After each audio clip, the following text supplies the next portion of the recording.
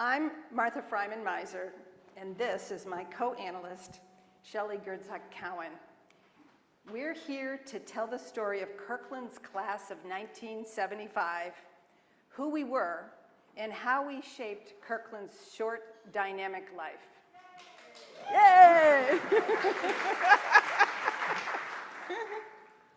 Kirkland began as a big idea.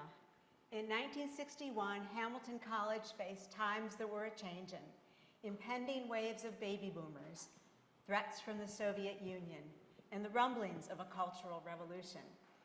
Fewer bright young men wanted to spend 4 years at a small, all-male college in the middle of here.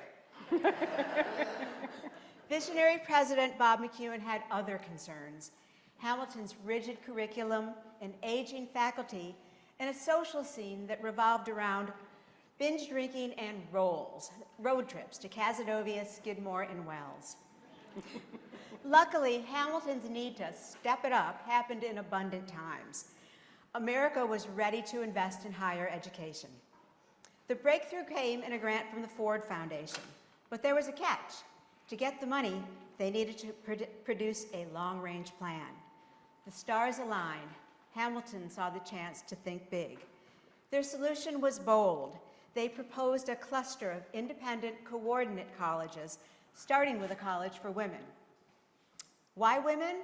As Sam Babbitt, Kirkland's one and only president, would say, they believed women with their charms would soothe the savage beast. Now, they also figured that some would have careers, so the curriculum would need a little bit of creative tweaking, but more on that later. The point is, Hamilton imagined the future and said, let's build that college. Kirkland College was chartered in 1965. The work of creating it fell to President Babbitt and his board, led first by Walter Beinecke and later Fran Musselman, Hamilton men tirelessly dedicated to the Kirkland vision. Kirkland also benefited from the wisdom of women, indomitable women, who served as trustees during its formative years, including Millicent Carey McIntosh, the first president of Barnard College, Annette Baxter, Barnard Professor of Women's History, and Iola Haverstick, a Barnard trustee. As Sam recalled, each fought with fierce determination against the tendency to design women's education around simplistic grounds related to gender. As they worked, ideas about women were changing fast. The pill hit the market. So did the feminine mystique. Whatever Kirkland was to become would be very different than originally imagined. The trustees deliberated, a philosophy emerged. It was built on their understanding of the realities of women's lives, lives that likely would include marriage, children, and careers, lives that would not move in a straight line progression. They landed on a flexible, interdisciplinary curriculum meant to foster lifelong learning so that we could reconfigure our lives over and over. That was the idea of Kirkland. Where was Hamilton in all of this? As Sam recalled, once they turned us loose, they didn't pay too much attention. Kirkland was well down the road before they realized just how innovative it would be. The first class arrived in the fall of 1968. Ours was the fourth to enter. We arrived on a sunny September day in 1971. We made Kirkland complete. Knowing this was our claim to fame, Shelley and I met in the archives of Burke Library on a beautiful day last fall. It wasn't raining today, it was sunny and beautiful. Eager for evidence of our momentous impact. What did we find? A whole lot about the charter class. Us, not so much. Just a single line in the 1971 board notes saying, we completed the product. Ouch. That night, Shelley and I reflected over a bottle of wine. and we got to know each other. Like Kirkland women who have connected over the years, we shared the tapestries of our families and careers, our achievements and contributions, our successes and sorrows. In the process, we discovered we're both middle children, just like Kirkland 75. 3 classes before us, 3 that would graduate after. We felt like the middle kids we were. Nope, not neglected, the good part, self-reliant and scrappy.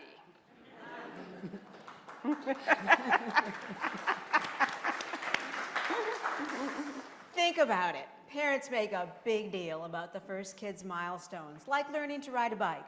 The middle kid, Mom says, good for you, go right over to Martha's. So that's what we did. As Susie Lowry says, I knew I was the architect of my Kirkland experience. If it fell short, it was my doing. But back to that September day in 1971, Kirkland was still under construction. As Wake Up Maggie blasted from an open window, we lugged our suitcases into Major, Minor, Macintosh, Root, Keene, and B-Dorm. So, what brought us here? The open curriculum, emphasis on the arts, the idea that Kirkland valued curiosity, creativity, and independence.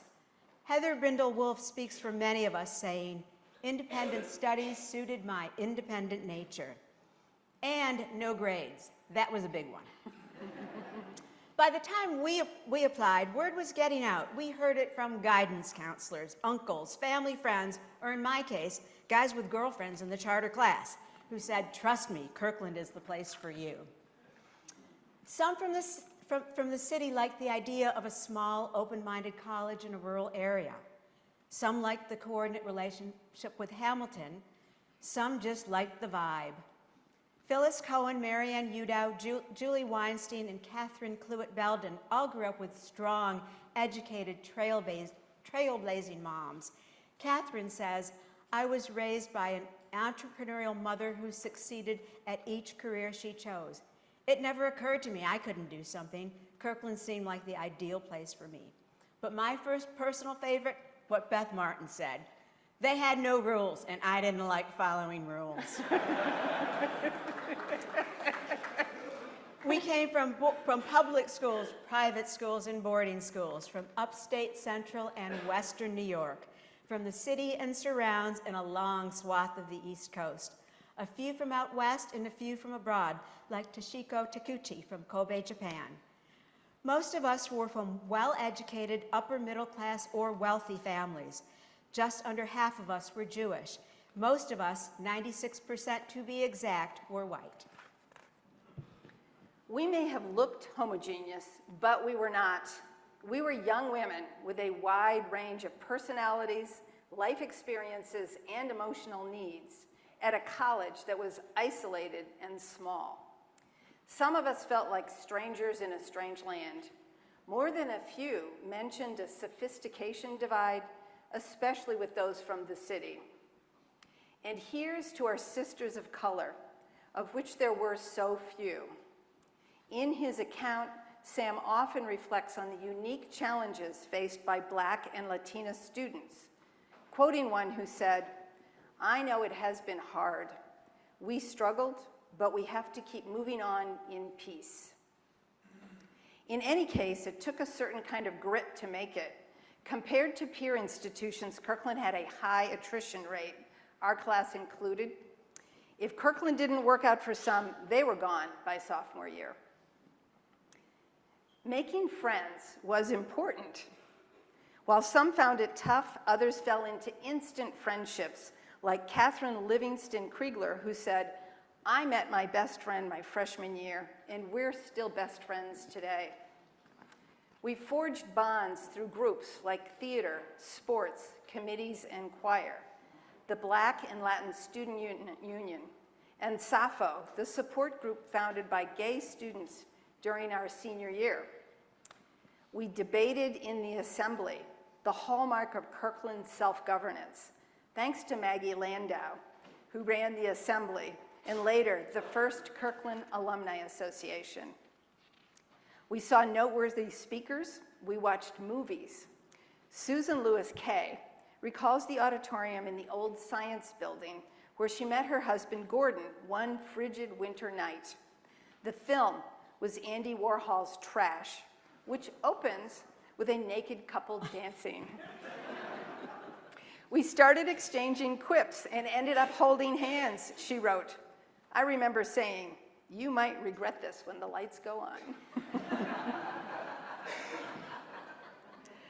We fondly recall waffle ceilings, walk-in closets, and Marimekko prints, big windows and colorful blinds, the art studios in List, the rock swing and late-night peanut butter raids at McEwen.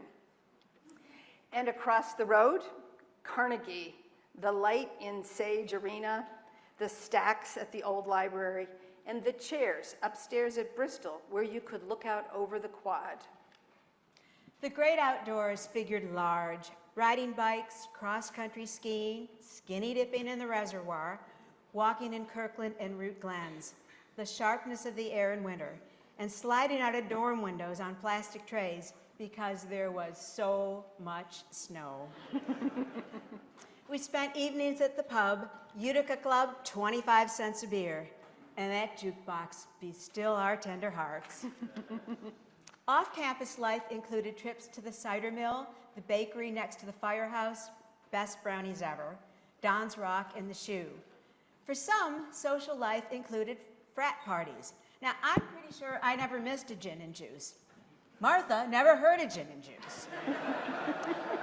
In our full array, we reveled in our independence, our outspokenness, and our boho style. We were each unique. As Annie Halverson from Kirkland 76 told me, everyone went to her own Kirkland. By our time, deep integration with Hamilton was well underway. Many of us found common ground and lasting friendships, even marriage with guys across the road. And KH75 has lasted. We've planned our reunions together from the start. Still, as Carolyn York says, our memories are different from the guys. There's our shared, chapel, required classes, and of course, Dunham. Most of ours are individual or shared with just a few friends. But in the end, our common thread was music. It was everywhere. In the dorms, we played Joni Mitchell, Stevie Wonder, Crosby, Stills, Nash, and Young, Jim Croce, The Temptations, The Dead, The Doors, The Beatles, The Stones. Paula Behrens recalls Jerry Jones playing Frank Zappa on repeat for the entire year. We also listened to Judy Collins, Roberta Flack, and of course, Carole King. The folk festival, Fangitos, the music, the weed, concerts by C-Train, Billy Cobham, David Bromberg, Herbie Hancock and the Headhunters, and Loudon Wainwright III, right here in the chapel, so drunk he fell off his stool. At Kirkland, we had the coffee house. Quite a few of us recall the night we packed in tight to hear the feminist folk group Lavender Jane. But the best music and the exclusive distinction of the class of '75 was and is steak night. Yay!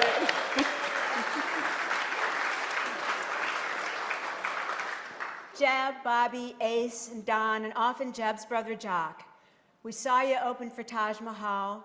We danced to you at Bundy and Kaisai, and tonight we'll all be going to Cuba, right over there.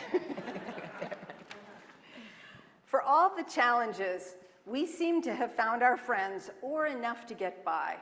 Some, maybe most friendships faded over the years. Some of us report still strong bonds. Catherine Cluett Belden and her suitemates started a savings account to help each other out in hard times, and they kept it up. Years later, one used the money for a train ticket to care for another suitemate after her surgery. Others found sisterhood through reunions, reconnecting with old friends, meeting new ones, and finding the joy of sharing our eventful, winding lives with each other. As Julie Weinstein said, the shared experiences and touch points are amazing. Social life aside, we were here for an education, Kirkland style. It stressed flexibility and personal responsibility. Many of us designed our own concentrations, combining separate disciplines into coherent wholes. Political science and philosophy, psychology and English, Asian studies and history, dance and anthropology. And no surprise, our academic journeys ran the gamut. Some arrived with a passion and stuck with it, especially those in creative writing and studio arts. Many of us changed our minds, like Valerie Krall, who said, "I was a math major with an idea that I'd like to be an architect. One math class was enough to make me realize it was the history of architecture that interested me." Or Dr. Becky Johnson, who said, "I thought I would be a music major, but while I loved making music, I found I wasn't really drawn to studying it." For many, the journey was the point. Zipporah Reitman said, "I was curious. I had interests and talents, but there were many fields I'd never explored. I came to Kirkland without a clear academic destination, but once I developed a more specific path, Kirkland's flexibility was so helpful." And Mary Byrne, who said, "My academic journey was simply a matter of following my instincts, finding what was most exciting to me and honing my intellectual abilities." Many of us, like Jane Fisher Hamilton, were hooked from the start. Before Kirkland, she said, "I was a mediocre student. School was something I had to do. My first semester was a sea change. I learned to love learning. I learned to succeed because I wanted to." We also had some amazing off-campus adventures. Tammy Azenson, Joanne Rappaport, and Shelley each spent a semester doing true Margaret Mead-style ethnography. Tammy said, "My time in Sri Lanka shaped my outlook on the world." Other academic journeys, including some bouncing around. Beth Martin and Tracy Stevens transferred out of Kirkland and then transferred back. Catherine Lyons said Kirkland just wasn't the right school for her, that she needed more structure and left feeling totally unprepared. Soon after, she completed a second BA, 2 advanced degrees, and spent 30 years working with HIV and AIDS patients around the globe. Others needed more structure as well. Kirkland alone wasn't enough to fuel their careers. Only a few of us talked about bad faculty advisors, but a lot of us mentioned the all but useless Career Center. Yet, like Denise Moy, many of us felt ready for the real world. "I attended Kirkland to learn and learn how to learn," she says. "While I had no professional goals, I knew I was prepared for anything." So was Abby Johnson. Abby started as an activist helping to scrap the MX missile in Nevada. But after her son was born, she says, "I cobbled together my management skills, writing abilities, and knowledge of rural communities and nuclear waste into a consulting practice. I found niches and filled them with my skills." Marianne Udow Phillips added this, "Kirkland provided tremendous opportunities for women in leadership. Years later, Michigan's governor appointed her to the state's Public Health Advisory Council." Our academic journeys also took us across the road, right here. Hamilton classes were conventional, but often as challenging and stimulating as those on our side. As Susie Lowry said, "We embraced the friction." Luckily, any friction from Hamilton faculty was mostly gone by our time. Here's what religion professor Jay Williams said when I interviewed him in 2010. "Kirkland students were bright and charming and on to new things. They were not inferior in any way. You taught a group of men, and they were good. They wrote decent papers. You got a few Kirkland students in the room and they asked, 'Well, what about this angle?' 'Well, I never thought about that.' It was a different kind of challenge and I really liked it."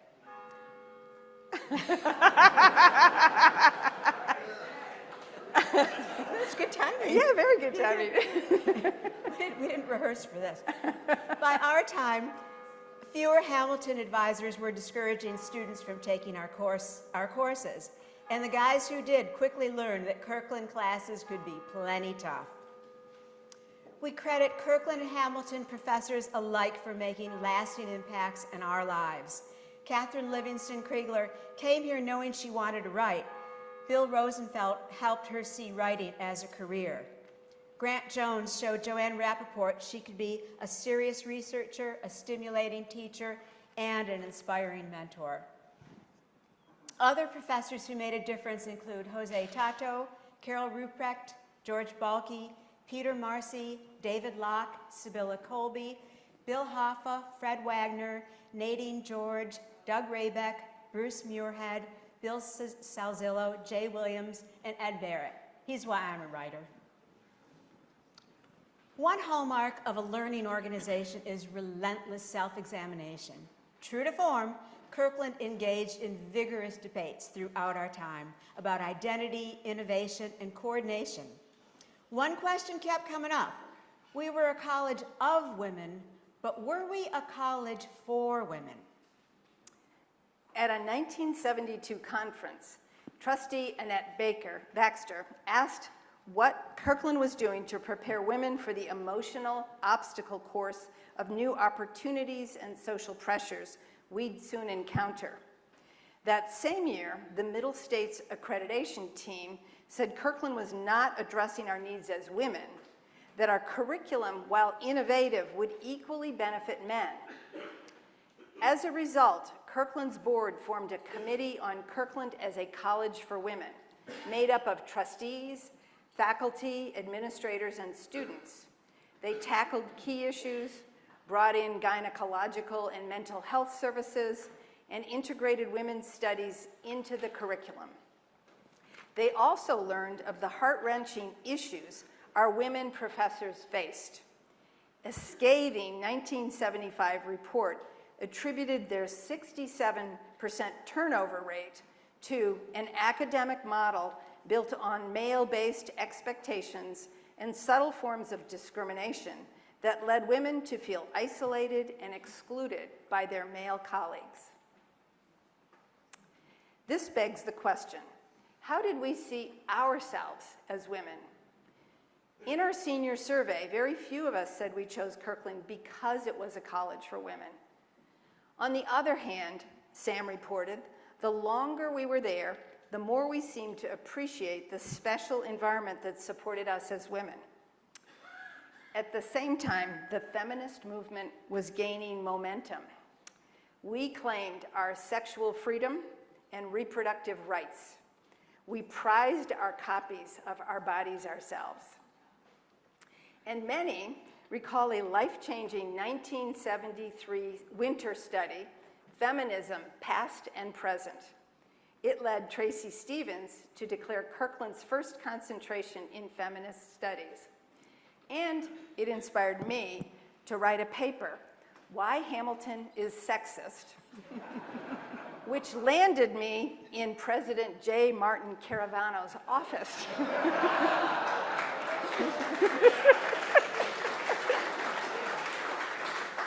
Oops, maybe Martin's way is my fault.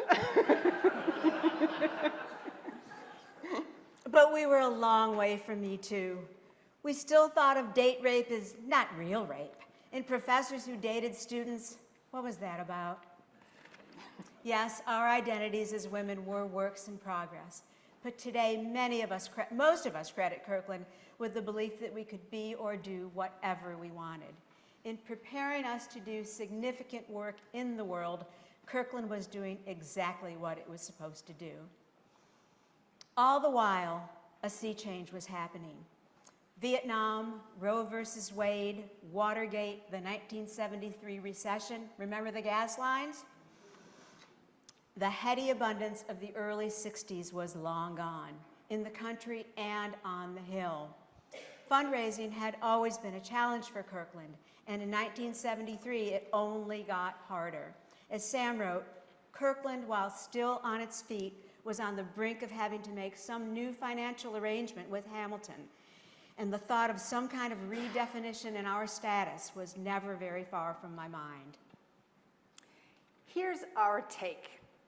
From the early 60s, when Kirkland was an idea, to the bitter days of 1978, There were men at Hamilton who championed our existence and men who just weren't fans.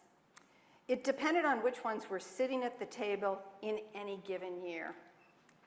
As long as those in power appreciated the benefits of coordination and saw Kirkland as co-equals in a mutual, long-term venture, the experiment worked. When both the presidency and board chair of Hamilton were assumed by men who had, frankly, never fully bought into Kirkland, everything shifted. When Kirkland had to ask for money during the recession, it was unsurprising they found an opportunity to shut down the experiment as a matter of efficiency. What might have been an amicable merger between coordinate colleges, a humane ending, was not.